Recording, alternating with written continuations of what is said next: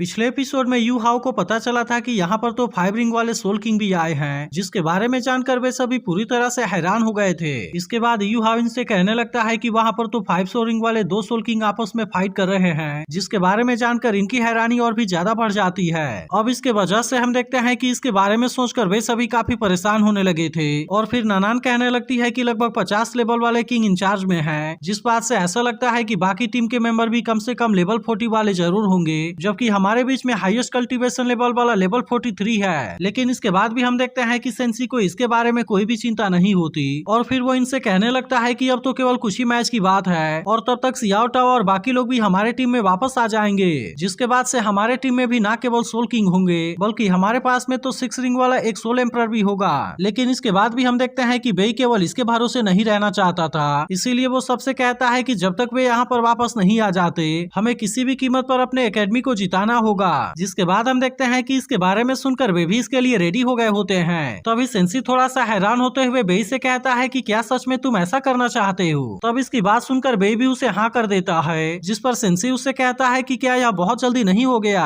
क्योंकि मुझे तो ऐसा लगता है कि अभी इसके लिए टाइम नहीं आया है। तब इसकी बात सुनकर बेई कहने लगता है कि यूहा और बाकी आने वाले टर्म के लिए कोर हैं और इसीलिए अगर हम एक्सपोज भी हो गए तो इस बात से कोई भी फर्क नहीं पड़ता। लेकिन इसकी ऐसी बात सुनकर सियाओ इससे थोड़ा सा परेशान हो जाती है और फिर यू हाउ से कहता है कि आपके कहने का मतलब है कि आपके और सेंसी के पास में अभी भी हिडन एबिलिटी है। तो अब इस पर सेंसी कहने लगता है क्या तुम्हें लगता है कि हम आउटर कोर्ट यार्ड के ट्विन स्टार्स हैं और इसके बाद भी हम इतने आसानी से अपने टीम को हारने देंगे। तो अभी इसी बीच हम देखते हैं कि वांग सेंसी के बारे में जानने के लिए एक्साइटेड हो गया था और फिर उससे पूछता है कि आज के मैच में आपने अपने कितने % पावर का यूज किया था। तो अब इस पर सेंसी उसे बताता है कि वह तो केवल 30 से 40% तक का पावर था और इसके अलावा अगर मैं बेई के साथ में मिलकर अपने पावर का यूज करता हूँ तो अब केवल उस तरह से मैं अपने असली पावर का यूज कर पाऊंगा। अब इतनी बात कहने के बाद वो कहता है कि अगर उस कंडीशन में कोई एवरेज कल्टीवेशन वाला एम्परर भी हमारा सामना करने के लिए आ गया तब उसके बाद भी वो हमारा सामना नहीं कर पाएगा। जिसके बाद हम देखते हैं कि इसके बारे में जानकर वे सभी काफी खुश हो गए थे और सियाओ कहने लगती है कि इस तरह से हम तो सियाओ टाओ और बाकी लोगों के आने तक बहुत ही आसानी से मैच को जीत पाएंगे। लेकिन तभी यू हाउ कहने लगता है कि केवल बेई और सेंसी ही इसके लिए काफी नहीं है, क्योंकि मैं, वांग और सियाओ तो टीम के लिए काफी कमजोरी है। लेकिन यह सुनकर वांग उससे कहता है कि क्या तुम हर समय मुझे अपने साथ में लेकर बात करना बंद करोगे।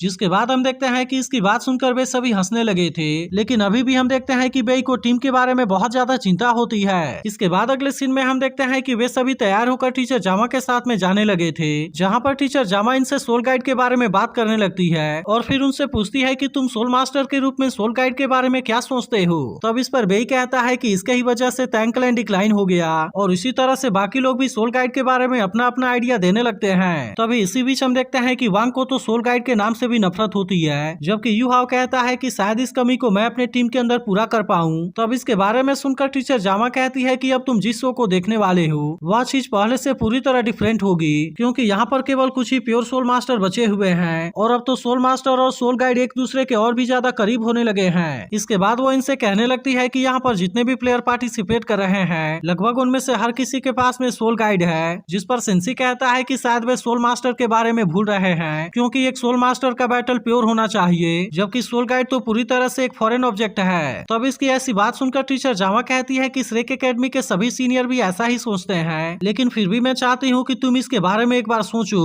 और मुझे बताओ कि जब हम इविल सोल मास्टर के साथ में फाइट करने के लिए माउंटेन के अंदर गए हुए थे तब उस कंडीशन में अगर हम सभी के पास में भी डिफेंसिव सोल गाइड होता तो क्या उनके एक्सप्लोजन के वजह से हमें कोई भी नुकसान हुआ होता। तब इसके बारे में सुनकर काइतो कहने लगता है कि वे सोल गाइड एलिमेंटल बम भले ही अचानक से ब्लास्ट हुए थे, लेकिन इसके बाद भी वे लेवल 6 वाले डिफेंसिव सोल गाइड को ब्रेक नहीं कर पाते। जिसके बाद हम देखते हैं कि इसके बारे में याद करके सियाओ भी इस बात से काफी उदास हो गई होती है और फिर कहती है कि अगर वहाँ पर हमारे पास में भी डिफेंसिव सोल गाइड होता तब उस तरह से उसमें सीनियर हाउस वन को खुद को सेक्रीफाइस नहीं करना पड़ता। तभी सेंसी कहने लगता है कि भले ही अभी हम उतने ज्यादा ताकतवर नहीं है जिसके वजह से ऐसा हो सकता है कि हमें सोल गाइड की जरूरत हो, लेकिन फिर भी मुझे ऐसा लगता है कि अगर हमने सही से प्रैक्टिस किया तब इस तरह से सोल गाइड का फंक्शन तो हमारे लिए पूरी तरह से बेकार हो जाएगा। लेकिन तभी टीचर जामा कहती है कि अगर तुम सेल्फ कल्टीवेशन के ऊपर फोकस करना चाहते हो तो कोई बात नहीं है, क्योंकि उसके बाद भी तुम सोल गाइड डिवाइस को सप्लीमेंट के रूप में ले सकते हो और क्या इसके बाद भी तुम्हें नहीं लगता कि वह ज्यादा पावरफुल होगा। इसके बाद वो मास्टर स्वान के बारे में बात करते हुए कहती है कि वह तो लेवल 98 वाले हैं, लेकिन इसके बाद भी मुझे ऐसा लगता है कि इसमें प्राउड होने वाली कोई बात नहीं है, क्योंकि सन मून एम्पायर में लेवल 9 वाले कुछ ऐसे सोल मास्टर हैं हैं जो कि अभी भी बहुत बड़ा खतरा बने हुए हैं। और इसके अलावा वहाँ के लेवल 10 वाले लीजेंडरी सोल मेंटर के बारे में बात करने की तो जरूरत ही नहीं है। जिसके बाद हम देखते हैं कि इसके बारे में सुनकर ये सभी भी पूरी तरह से हैरान हो गए थे।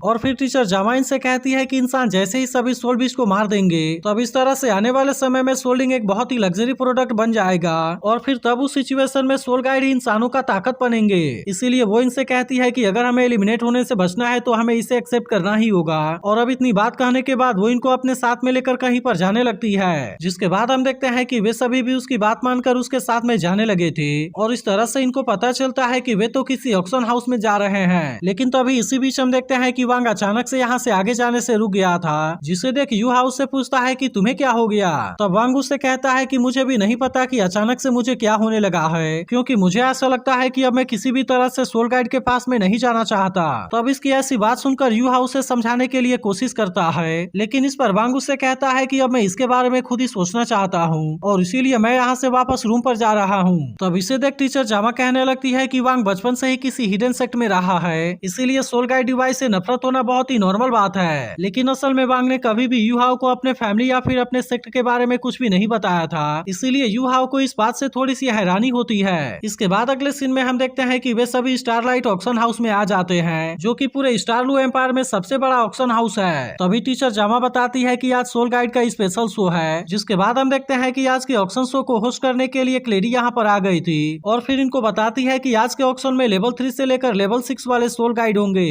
तब इसके बारे में सुनकर यू हाउ भी इसके लिए काफी एक्साइटेड हो जाता है और फिर कहता है कि यह तो असल में सोल फाइटिंग कंपटीशन के लिए टेलर मेड है। लेकिन इसी के साथ उसे डाउट होता है कि कहीं इसके पीछे स्टारलू एम्पायर का प्रोमोटर का हाथ तो नहीं है। लेकिन तभी इसी वक्त हम देखते हैं कि वो होस्ट अब यहाँ के ऑक्शन को शुरू कर देती है और वो सबसे पहले इनको लेवल 3 वाले रिमोट सोल गाइड को दिखाती है, जिसके पास में सोल पैरालिसिस रे वाली पावर है। फिर वो आगे कहती है कि इसके कोर फॉर्मेशन को लेवल 6 वाले मास्टर के द्वारा इम्प्रूव किया गया है, जिसके अंदर की पैरालिसिस इफेक्ट वाला अटैक पावर है। इसी के साथ वो कहती है कि अगर इसका यूज करके 5 रिंग सोल किंग के ऊपर अटैक कर दिया तब इसके बारे में सुनकर काइतो सोचने लगता है कि यह तो बहुत ही कम टाइम में पैरालाइज कर देता है, इसीलिए ऐसा लगता है कि यह ऑर्डिनरी लेवल 3 वाले सोल गाइड से बहुत ज्यादा पावरफुल है। इसके बाद हमें पता चलता है कि इसका स्टार्टिंग प्राइस 1000 गोल्ड कॉइन है और इसीलिए हर बार इसकी कीमत कम से कम 50 गोल्ड कॉइन बढ़ानी होगी। अब इस तरह से हम देखते हैं कि सोल गाइड वेपन के लिए बिडिंग स्टार्ट हो गया था और फिर बहुत सारे लोग इसे लेने के लिए अपने अपने तरफ से बिडिंग को लगाने लगे थे। लेकिन तभी इसी बीच हम देखते हैं कि टीचर जामा इसके लिए 2500 गोल्ड कॉइन की बिडिंग लगा देती है, जिसके बाद अब कोई भी इससे ज्यादा की बिडिंग नहीं लगाता और अब इस तरह से यहाँ की होस्ट इस डील को फाइनल कर देती है। तभी टीचर जामा इनसे पूछती है कि इस सोल गाइड को कौन यूज करना चाहेगा। तब इस पर बेई कहता है कि हमारे कल्टीवेशन के हिसाब से लेवल 3 वाला सोल गाइड वेपन तो किसी काम का नहीं है। जिसके बाद यू हाउ कहता है कि हमें इसे सियाओ को दे देना चाहिए, क्योंकि वैसे भी अब इसकी सोल पावर लेवल 29 में पहुंच गई है और इसीलिए यह किसी भी समय ब्रेक थ्रू करने में कामयाब हो सकती है। लेकिन तभी इसी बीच हम देखते हैं कि सियाओ ने इसे लेने से मना कर दिया था और फिर कहती है कि शायद इसे यू हाउ को देना सबसे ज्यादा सही होगा, क्योंकि वो इसके पावर को बहुत ही अच्छे तरीके से यूज कर पाएगा। जिसके बाद हम देखते हैं कि टीचर जामा भी यू हाउ से इसे ले लेने के लिए कहती है, क्योंकि वैसे भी इस ऑक्शन में अभी बहुत सारे सोल गाइड वेपन आने वाले थे और इसीलिए वे बाद में इसमें से अपने लिए सेलेक्ट कर लेंगे। तभी इसी वक्त हम देखते हैं कि दूसरे वाले आइटम का भी ऑक्शन शुरू हो जाता है, जिसके लिए सभी लोग अपने अपने तरफ से बिडिंग लगाने लगे थे और इसी तरह से यह ऑक्शन काफी टाइम तक चलता रहता है। लेकिन तभी इसी बीच हम देखते हैं कि एक और सोल गाइड का ऑक्शन शुरू हो गया था, जिसका नाम बेबी बॉटल होता है। तब इसके ऐसे फनी नाम को सुनकर सियाओ हंसने लगती है, जिसके बाद वो होस्ट कहती है कि यह तो केवल इसका कॉमन नेम है, जबकि यह तो असल में एक रिचार्जेबल सोल गाइड है। फिर वो इनसे बताती है कि इसका काम सोल पावर को पूरा करना है, इसीलिए वो सोल मास्टर के सोल पावर के हिसाब से इसे पूरा करता है। इसी के साथ वो कहती है कि यह लेवल 4 वाला मिल्क बॉटल भी है और इसका स्टार्टिंग प्राइस वो 6000 गोल्ड कॉइन रखती है। जिसके बाद हम देखते हैं कि इसे पाने के लिए बहुत सारे लोग अपने अपने तरफ से बिडिंग लगाने लगे थे।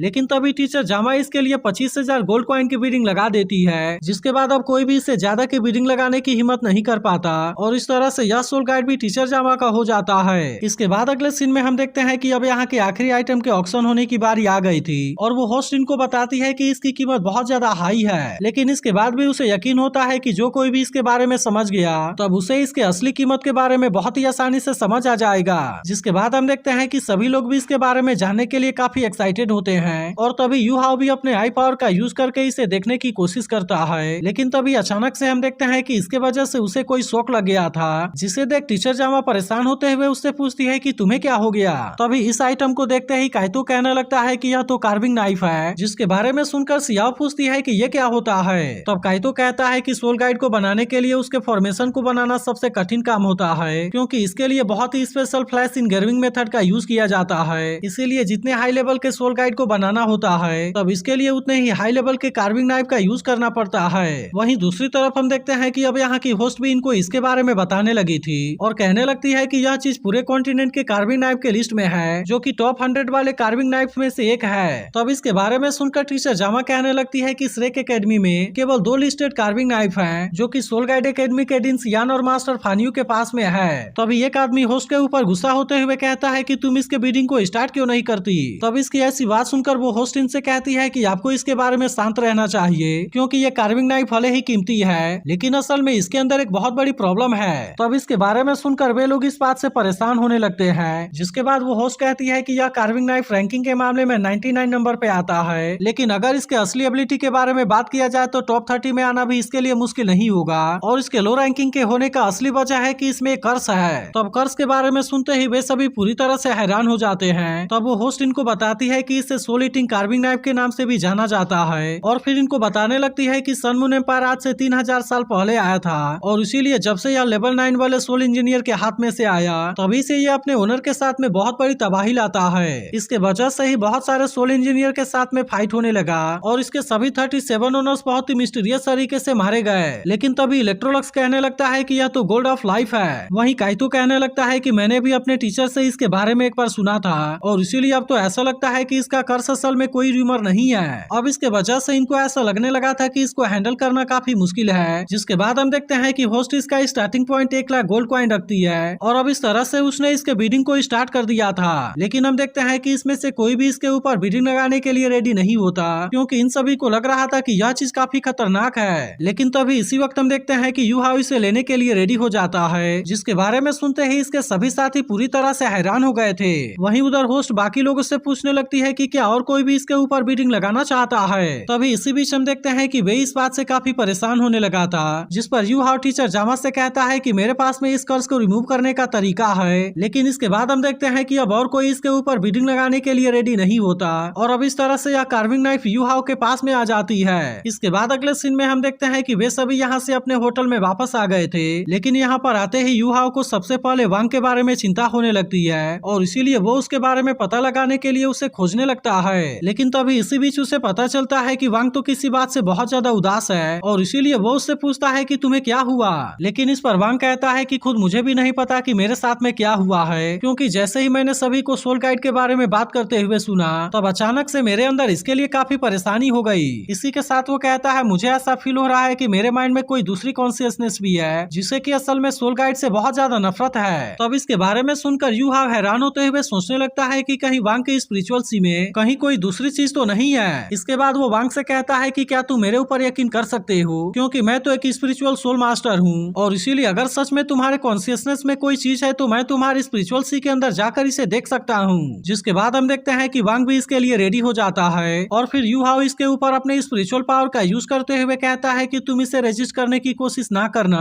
और अब इतनी बात कहने के बाद वो अपने पावर का यूज करते हुए इसके स्पिरिचुअल सी में आ गया था, जहाँ पर हम देखते हैं कि सबसे पहले तो इसे बहुत सारे ब्यूटीफुल बटरफ्लाई दिखाई देते हैं, लेकिन फिर तभी अचानक से इसके सामने कोई चीज चमकने लगती है, जिसे देख बिंग और टियानमेंग भी हैरान होते हुए कहते हैं कि आखिरकार ये क्या है। लेकिन तभी इसी वक्त हम देखते हैं कि इसके सामने कोई बहुत ही मिस्टीरियस फिगर आ जाती है, जिसे देखते ही टियानमेंग यू हाउ से यहाँ से भागने के लिए कहता है। लेकिन तभी इसी वक्त हम देखते हैं कि वो मिस्टीरियस फिगर अपने पावर का यूज करके यू हाउ को अपने तरफ खींचने लगती है, जिसे देखते ही बिंग और टियानमेंग समझ जाते हैं कि यू हाउ किसी बहुत बड़े खतरे में है, और इसीलिए वे तुरंत अपने पावर का यूज करके उसे बचाने की कोशिश करने लगते हैं। अब इस तरह से हम देखते हैं कि वे इसे तो किसी तरह से बाहर लेकर आ गए थे, लेकिन तभी वांग के बॉडी को देख यू हाउ पूरी तरह से हैरान हो जाता है। लेकिन वहीं दूसरी तरफ हम देखते हैं कि जाइंट टेप को भी इसके बारे में पता चल गया था, और फिर वो कहने लगता है कि सियाओडोंग के साथ में कुछ होने लगा है। लेकिन तभी यह देखते ही बुल पाइथन उसे रोकने लगता है, जिस पर जाइंट टेप उससे कहता है कि बिग ब्रदर सियाओडोंग किसी बहुत बड़े खतरे में है। लेकिन इस पर बुल पाइथन उससे कहता है कि केवल उसका सील कुछ समय के लिए ट्रिगर हुआ था, जबकि वह पूरी तरह से ओके है। लेकिन इसके बाद भी हम देखते हैं कि जाइंट टेप को इसके बारे में चिंता होती है, और इसीलिए वो कहता है कि मैं अब श्रेक स्कूल जाना चाहता हूँ। लेकिन इस पर बुल पाइथन उससे कहता है कि सेकंड ब्रदर तुम्हें इसके बारे में ज्यादा परेशान होने की जरूरत नहीं है। इसके अलावा इस इस समय सियाओडोंग श्रेक स्कूल में नहीं है और तुम्हें इसके बारे में बहुत ही अच्छे से पता होना चाहिए कि वो भी हर समय उसे देख रहा है। तब इसकी ऐसी बात सुनकर जायंट टेप कहता है कि आपकी बात तो सही है, लेकिन सील का ट्रिगर होना भी तो बहुत बड़ी बात है और इसीलिए मुझे ऐसा लगता है कि हमें उसे प्रोटेक्ट करने के लिए वहाँ पर अपने सेक्ट के डिसाइपल को भेजना चाहिए। तब इसकी ऐसी बात सुनकर बुल पाइथन उससे कहता है कि केवल सियाओडोंग को ही नहीं बल्कि इस एंशिएंट सेक्ट को भी प्रोटेक्ट करना हमारी ही जिम्मेदारी है, जो कि हजारों सालों से यहाँ पर चला आ रहा है। तो अगर एक्सप्लेनेशन अच्छी लगी हो तो वीडियो को लाइक और इस पर एक कमेंट करके जरूर बता देना,